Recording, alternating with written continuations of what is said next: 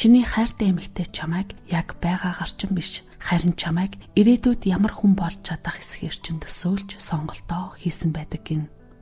Чи түүнд өөрийн чадвараа харуулж байна гэж бодон улам бүр хичээдэг. Гэвч үнэндээ бол тэр чамайг өөрийн төсөөллийн дүрдээ тааруулж байдаг гин. Хүний дотор чимээгүй ажиллаж байдаг нууц ертөнц болох далд ухамсарыг гүнзгий судалсан хүн бол Карл Юнг юм. Тэрээр эмэгтэй хүмүүсийн талаар аимшигтай үннийг олж нээсэн байдаг. Хэрвээ миний эдгээр өгөх мэдээлэл танд таалагдвал лайк, subscribe дарж манай сувгийг дэмжээрэй.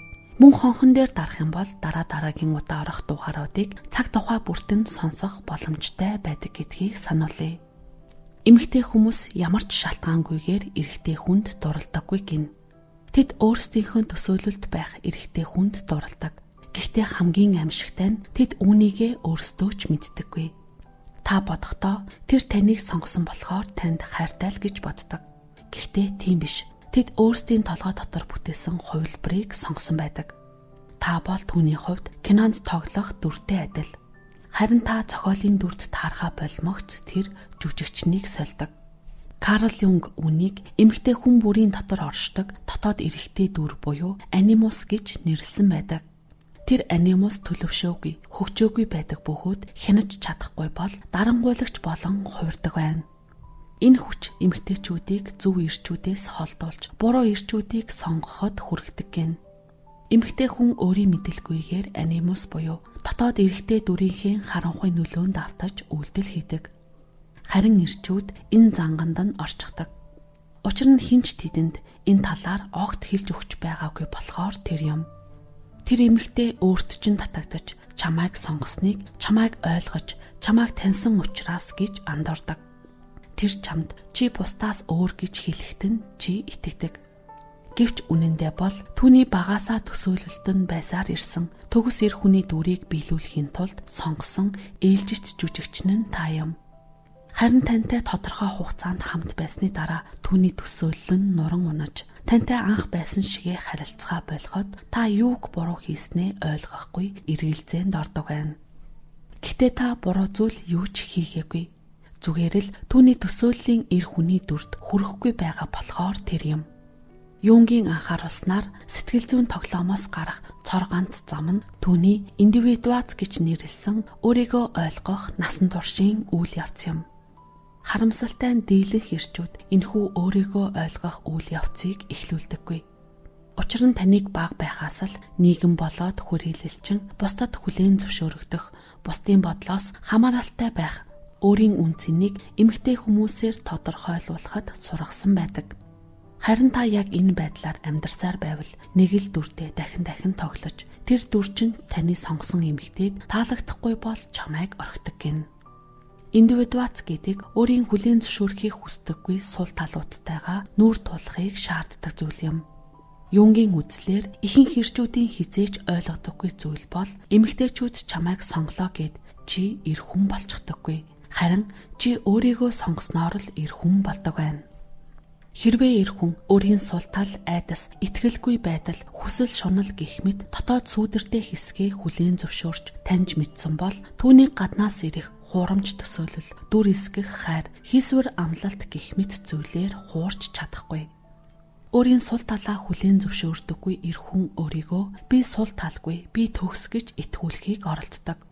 Харин энэ үед эмэгтэй хүний төсөөлөл чи бол баатар, чи намайг аварна гэх итгэлээр түүнийг амархан буулгаж авдаг гин.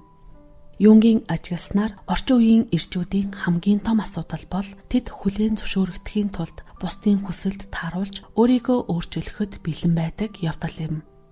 Энэ нь богино хугацаанд харилцааг тогтвортой байлгаж магадгүй ч урт хугацаанд бол эр хүнийг бусдад таалагдах дүр болгож өөрийн жинхэнэ мөн чанараа алдахад хүргэдэг гин.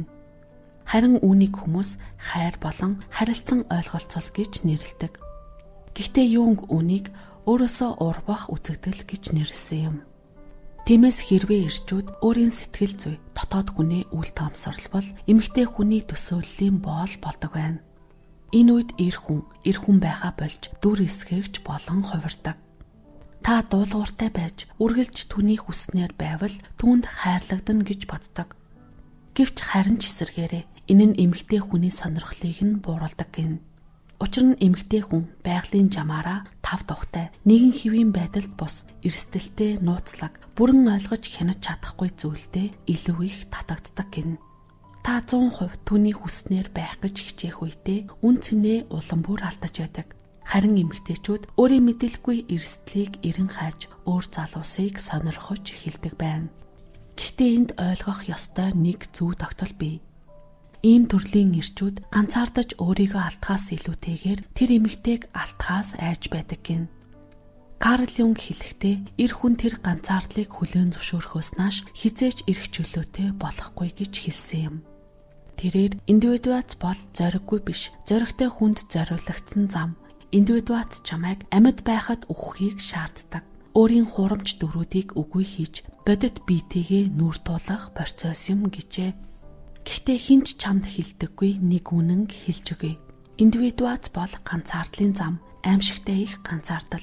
Та өөрийгөө хөгжүүлэх буюу индивидуацийн замаар явахдаа бусдын жүжиглэж байгаа, тэдний зүвсэн баг өөрсдийгөө хуурч байгааг нь олж харж эхэлдэг.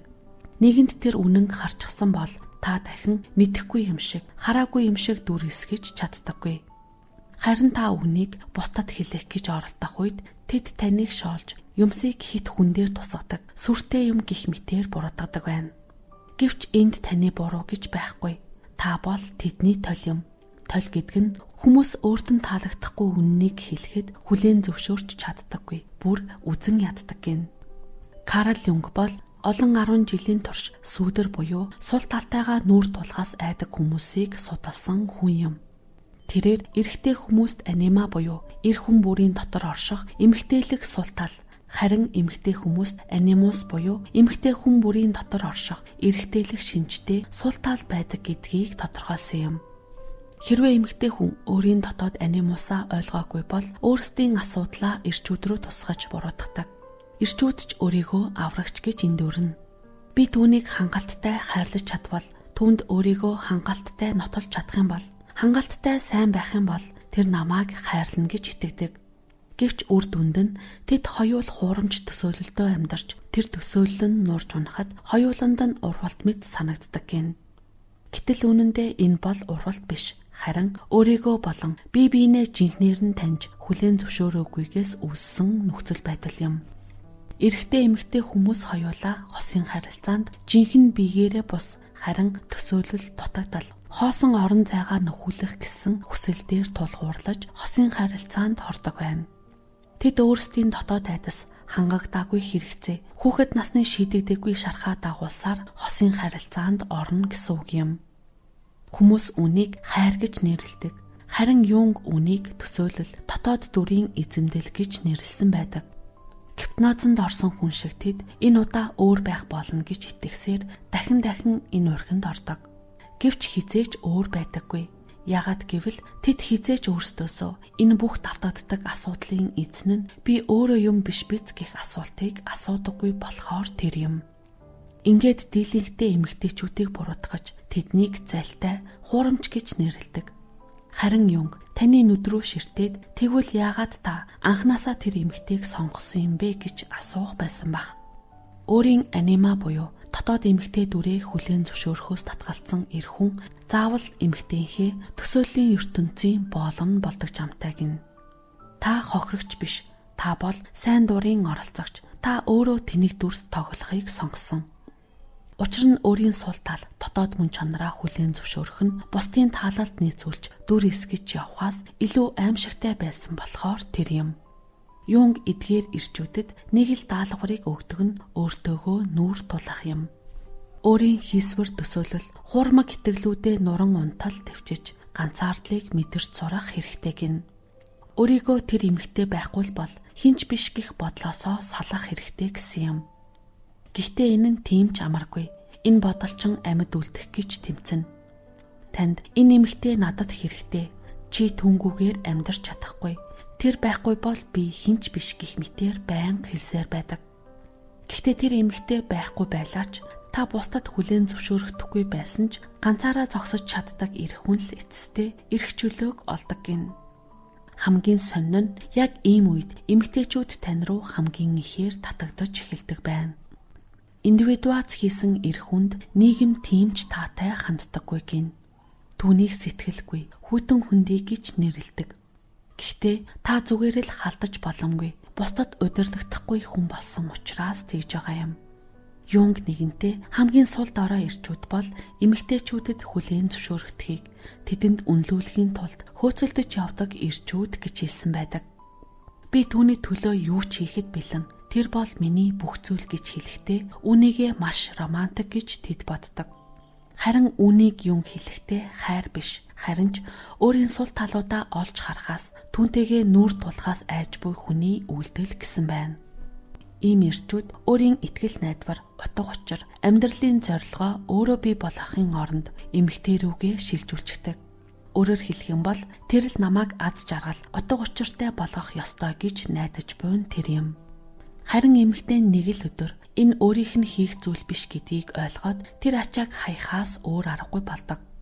Учир нь ямар ч эмэгтэй хүн хичнээн их хайртай байсан ч гэсэн өөрийн хариуцлагаа үүрхээс татгалзсан эр хүний ачааг үүрхийг хүсдэггүй гэн.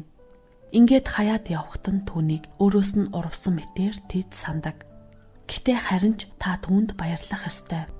Хурамч төсөөлөл чинь нуран унсан цагт л та үнэнтэй нүүр тулах боломжтой юм. Таны эр хүн болох хэсэг нь хизээч эмэгтэй хүний хийх зүйл байгаагүй. Энэ бол үргэлж таны өөрийн хийх ёстой зүйл байсаар ирсэн юм. Ингээд үнэнтэйгээ нүүр тулах мөчөд танд хоёр сонголт бий болдог. Нэг нь түүнийг буруутгаж, үзен ядаж, дахин эмэгтэй хүнд итгэхгүй гих хулчгаар ирчүүдийн цуваанд нэгдэх. Эсвэл юунгийн шаардснаар өөрлөгөө өнгөж, сул дорой байдлуудаа хүлээн зөвшөөрч, ганцаардалтай найзалж, өөрийгөө дахин бүтээж болох юм. Учир нь таны гаднаас хайж буй тэр эмэгтэй бол таны хүлээн зөвшөөрөх дургүй сул дорой байдлыг чинь тусгал юм. Тэр хэсэгтэйгээ нүүр тулахгүй юм бол бүх харилцаа жүжиглэлт болж хувирдаг. Харин нүүр тулж өөрийн анима буюу дотоод эмэгтэй дүрээ ойлгож чадвал та эмэгтэйчүүдийн араас хөөцөлдөх шаардлагагүй эр хүн болдог байна. Хамгийн гол нь өмнөх шигээ зөвхөн төсөөллийн эр хүнээ хайдаг эмэгтэйчүүдийг өөртөө татгаа болдог гин. Тэр таныг өөрчлөх гэж оролдохгүй. Өөрийн төсөөлөлтөө бүтээсэн чамд биш, жинхнээрээ байгаа хүнд чинь дурлана. Таны өмнө ч тэр ямар ч баггүй үннээрээ байна. Тэр өөрийн төсөөлөлд бүтээсэн танд дурлсан байна уу? Эсвэл жинхэнэ танд дурлсан байна уу гэдг нь төвөггүй мэдэгдэнэ. Тэр танд сүржин хайр зарлахгүй. Тэр таныг өөрийн аврагчаа болгохгүй. Учир нь тэр аль хэдийн өөрийн сүудэр талаа ойлгочихсон. Хуурмаг төрөгдлөө үгүй хийсэн байдаг. Энэ харилцаанд зөвхөн үнэн оршдог. Юнгийн хэлснээр энэ бол хамгийн ховор, хамгийн аюултай хайр гин. Учир нь энэ хайр юу ч шаардахгүй мөртлөө бүгдийг өгдөг. Яагаад гэвэл энэ хайр хэрэгцээнээс төрөөгүй болохоор тэр юм. Гэхдээ анхааруулхад хүмүүсийн дийлэнх нь энэ хайртай учирч чаддаггүй юм. Тэд ийм хайранд хүрэхээс өмнө ухарчдаг гин. Тэд төр зургийн догтлолд ханана. Өөрийн сул тал, айдас, эмзэг байдлаа хүлээн зөвшөөрөх нь маш хэцүү учраас хүмүүс хуурамч дүрээсээ бүрэн гарч чаддаггүй байна. Гэхдээ хэрвээ танд зориг төвчээр байвал энэ боломжгүй зүйл биш юм. Энэ хүртэл бидний бэлтгэсэн контентыг сонссон танд баярлалаа. Хэрвээ танд таалагдсан бол лайк, subscribe дарж биднийг дэмжээрэй. Мөн сэтгэл хэсэгт бодлоо бусадтайгаа хуваалцаарай. Дараагийн дугаараар уулзтлаа. Түр баяртай.